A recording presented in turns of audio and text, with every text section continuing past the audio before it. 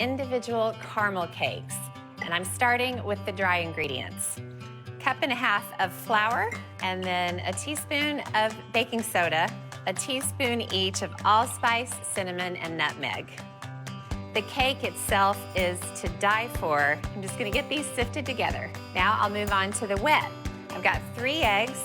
I'm gonna add a cup of vegetable oil and a cup of sugar, a splash of vanilla, a cup of buttermilk. All right, that's it for the wet ingredients.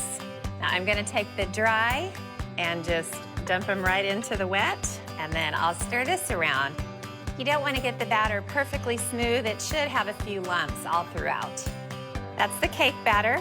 I'm gonna bake them in these cute little cast iron pans. I smeared a whole bunch of butter on the inside. I'm gonna fill them just about 3/4 full. Now I've got to get them in the oven.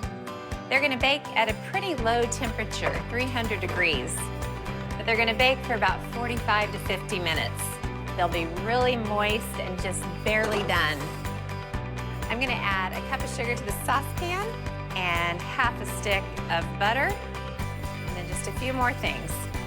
1/2 cup of buttermilk. I'll drizzle in a tablespoon of corn syrup and some vanilla. Okay, I'm adding 1/2 teaspoon of salt and 1/2 teaspoon of baking soda. I'm gonna turn on the heat. I've got to stir it around so that the butter melts. The sugar's gonna start to melt, and it needs to cook for about 7 minutes or so. Definitely do not leave the saucepan at this stage. It's gonna turn into a nice caramel icing. Look at this. It is absolutely a miracle.